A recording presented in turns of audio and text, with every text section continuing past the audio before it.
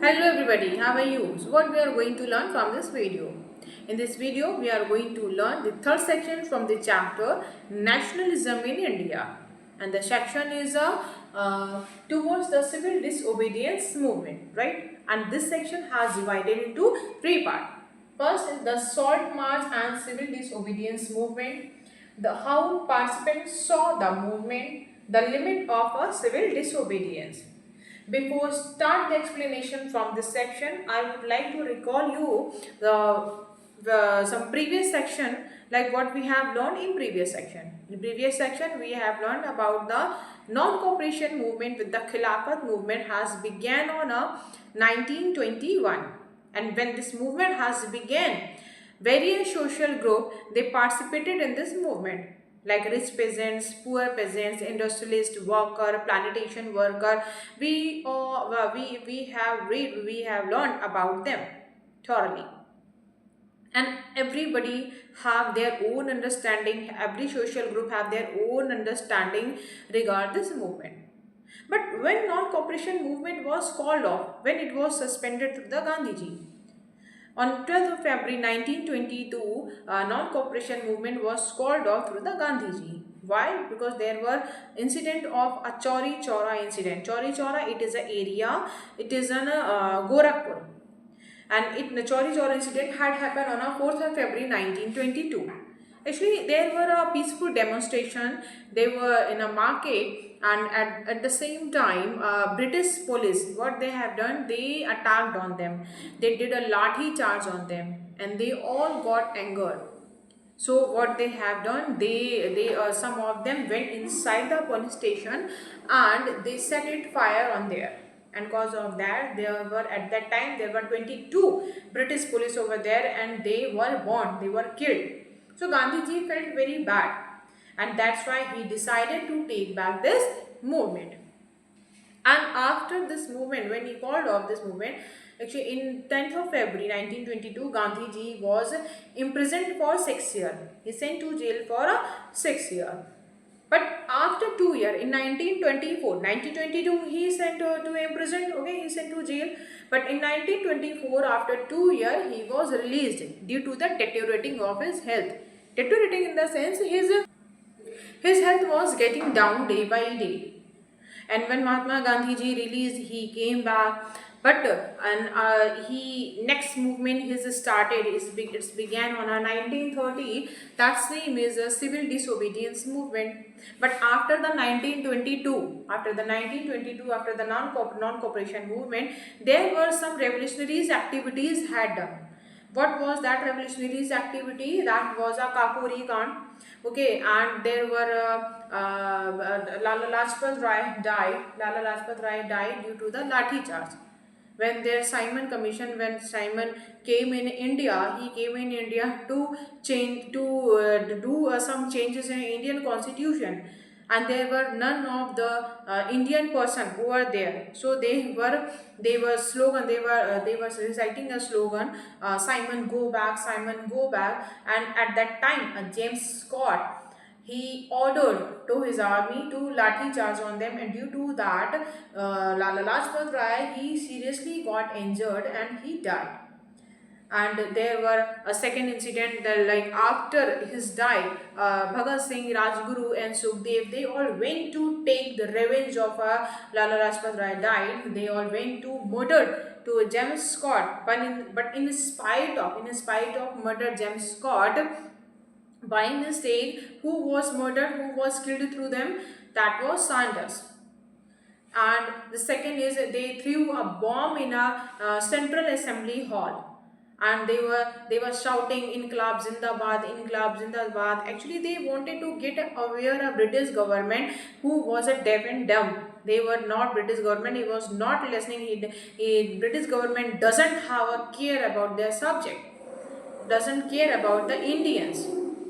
Okay, and after when this movement has started, Like when this movement, civil disobedience movement, started in 1930. So after the 1922, some of the Congress leaders, they decided that definitely we need to do something political activity. Now we have to participate in election, because through the election we can take some important step to ourselves.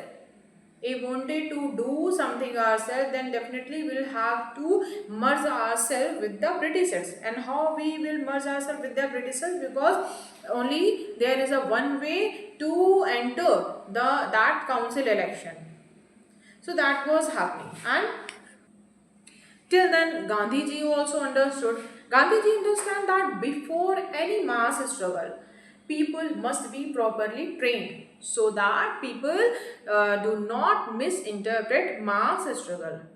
So he said to their leaders, he said to their disciples that before start any movement, we need to properly train. What he said? We need to properly train before start any agitation, any movement, and motivate behind the movement. He was saying, first of all, we need to make understand to our pupils, like what's our main motivation, why we are launching this movement, what kinds of the thing we have to do, and second is how to do the movement. So some Congress leader, they wanted to participate in elections. Why they wanted to participate in elections? Because they were thinking, they thought that to the provincial council, if we participated in this provincial council election, as they felt it would easy to oppose Britishers. It was easy. It would easy to us to oppose British police within the council. So, C.R. Das and Motilal Nehru, they made their own Swaraj party under the Congress party. When they made a Swaraj party, they made a Swaraj party 1922 under the Congress party. But Pandit Jawaharlal Nehru and Subhash Chandra Bose, they were radical mass agitation and they wanted a full independence. Okay, in 1929 they wanted a full independence, and that was, there were two factors that shaped the India politics. What two factor over there? They actually, Pandit Jawaharlal Nehru and Subhash Chandra Bose, they said we did not, if we did not participate, as they hadn't participated because they wanted that, they thought that India would get independence by mass struggle. And there were two factors that shaped the Indian politicals. What Indian politicals was shaping? The factors that first was a great economic depression in 1929. The second is a Simon Commission. What was the Great Indian Depression in 1929? Agriculture, like peasants, they were cultivating crops. Okay, they were seeding, they were sowing, they were cultivating crops. But agricultural price began to fall. It was began down. None of them was buying, purchasing their crops.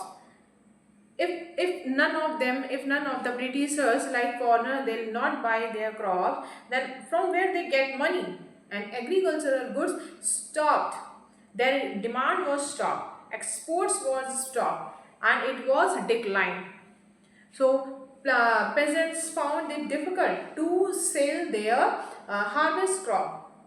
They were what kind of facing their problem they were facing? They were not able to sell their crops, because buyer who was always buy their crops, they were not buying now their crops, and they were unable, just because of lacking of money, they were unable, they are not able to pay proper revenue.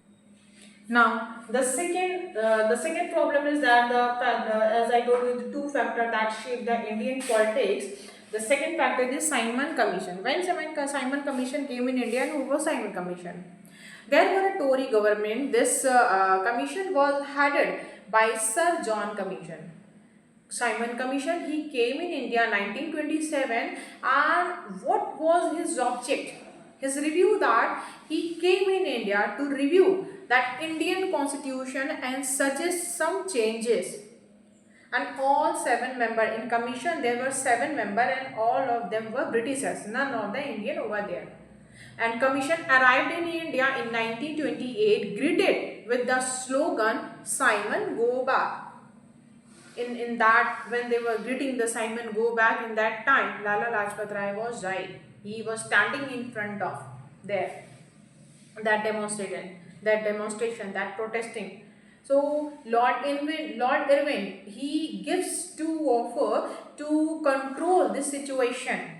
Actually, situation was uncontrolled. Nobody was ready to listen them. So Lord Irwin offered them.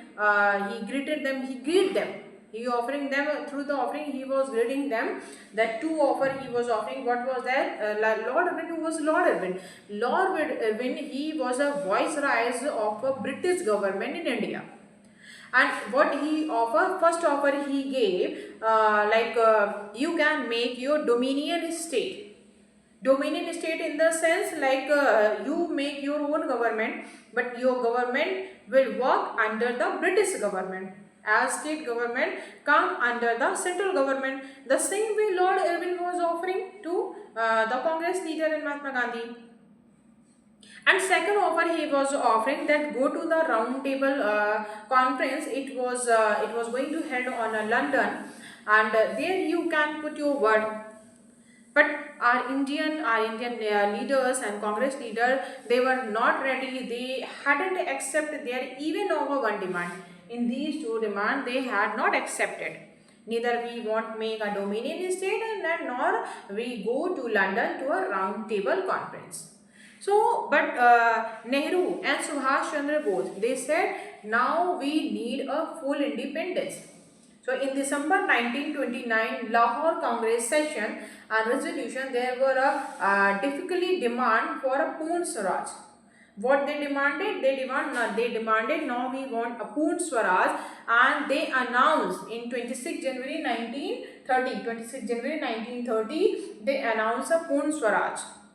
And that's why every January 26 in every year, even today, we celebrate our Republic Day.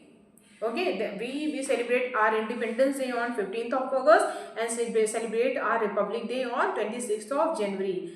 It was celebrating 26th of January. It was celebrating before 20 year 1930. Finally, when our constitution has prepared, our constitution has prepared on 1949, and it was finally launched in a 26th of January 1950. But we were celebrating this 26th January 1930 before the 20 year. Before 20 year, in the sense in 1930, we were celebrating this day. And when they celebrate Poon Swaraj in 1930, 26th of January, so Gandhi ji, he unite the movement, and he said that Gandhi ji felt that salt is a thing, because salt it is a very powerful thing. It is a very powerful symbol to unite a nation. Okay, here the very first section, like the salt march and civil disobedience movement. Now we come to this section, or we come to this point. Like Gandhi ji said that when they said in 1930, they were celebrating the Poon Swaraj in 1926. So after that, or after the January, in February, after the January and February and March, now Gandhi ji start his Dandi Yatra. Okay, he started his Dandi Yatra on 12th of March 1930. Right, he started his Dandi Yatra in here not write it. They began his Dandi Yatra in 1930 and 1930 and 12th of March. Now you think why Gandhi ji decided only, or why he choose only salt? He can choose something else, something extra thing, something another. So Gandhi ji think that he said like salt is a thing, it is consumed by the rich and poor both. And actually salt is a thing, without salt none of the person can live there, can survive, none of, because behind of because if we are not using salt, in spite of salt none of the person can survive after the 2 and 3 days. So he decided salt is the best thing, and through this salt we use our civil disobedience. So British government, he was charging high taxes on salt, and salt only was making through the British government. So British government had a monopoly over its production, and only British government can produce salt. So he said that now we will not cooperate to the British government, but also not only we oppose the British government, but also we will break their law, what they are what they have made, what they are making and imposing on ourselves. So we'll have to break their law. So that's why he made that's why he chose a sword, because sword was a thing at that time that was making that was producing only through the British government, and none of the common Indian was allowed to this sword, allowed to use, allowed to make the sword. And in 30 January 1930, Gandhi ji wrote a letter. Before start this movement, he wrote a letter to Irvin, Viceroy Irvin. What letter? What he wrote? Gandhiji put his 11 demand in letter, and which were on the different problem of the society. When he wrote a letter, there were 11 demand. He said that in that letter he wrote his 11 demand. That 11 demand related to connected with the different problem of the society. Like he wrote a problem what peasants were facing, okay, farmers were facing regarding to peasants, farmers, industrialists, etc. And the main demand was that abolish the salt law. What was his main demand? His main demand was to abolish the salt law. So, if the demand were not fulfilled by the 11th March, what he said, if demand was not fulfilled by the 11th March, then the Congress would launch a civil disobedience campaign. Before start this campaign, he got away to British government, but British government, they didn't have a care. Okay, don't do it. So salt march, he started salt march through the Dandi march. That name was a salt march, also known as the name of a Dandi march, which was started on the 12th of when while 11th of March, Viceroy Irvin had not accept his demand. So very next day after the 12th of March, here, sorry, after the 11th March, in 12th of March 1930, Gandhiji started his salt march, and accompanied when he began at that time, he accompanied by 78 of his trusted volunteers. When trusted volunteers, there were 78 trusted volunteers who were joined them. So that march started from the Sabarmati ashram. And what was its destination? He started this march from the Sabarmati ashram, and its destination was the Dandi, Gujarat. Here I wrote it. Destination was the Dandi, Gujarat. And he used to cover 240 miles. So every day this destination he covered in a 24 days. In regular basis, every day Gandhi ji walked a 10 mile. He started this yatra in 1930. Okay, March 12th of March 1930, and when he started to walk, that at that time there were 78 disciples who joined them. There were 78 volunteers who joined them. And when after the 24 days, like after walk the 10 mile every day, he complete this walk in 24 days. And on 6th of April, Gandhi ji reached Dandi and started civil disobedience movement by breaking the salt law. Now question is raised in our mind, what is the difference between a non-cooperation movement and civil disobedience movement? Actually, non-cooperation movement was nobody had to not cooperate with the British government. Non-cooperation movement was that British were not cooperating to the Indians. But in civil disobedience movement, neither we cooperate to the British government nor we obey their law. So that was the difference between a civil disobedience movement and non-cooperation movement. In non-cooperation movement, we just not to cooperate with the British government, but in civil disobedience, in the sense neither we support you, neither we cooperate you, nor we accept your law, what you are making and imposing on us. And Gandhiji had started the civil disobedience movement by breaking the salt law. How he started the civil disobedience movement? Civil disobedience movement started by breaking the salt law, and thousands of people in a different parts of our countries, they start to broke the salt law. Now foreign clothes were boycott again. Again the same thing start to happen what was had done during the non-cooperation movement. What all the things again start to again start, like foreign cloth was boycott, okay, liquor shops were vacated, okay, peasants refused to pay revenue, and people violated forest law. That was forest law was made that none of the person allowed to inside to go inside the forest, because as there were Adivasis whose life was totally depend on the forest, they all start to broke that law. Without any permission, they were moving here and there. So British government began arresting. Now British government, what they start to do, when they saw that people not doing writing, they start to arresting the Congress leaders one by one, and violent clashes, these all thing going to happening around over and there, here and there, either in countryside in and within the country.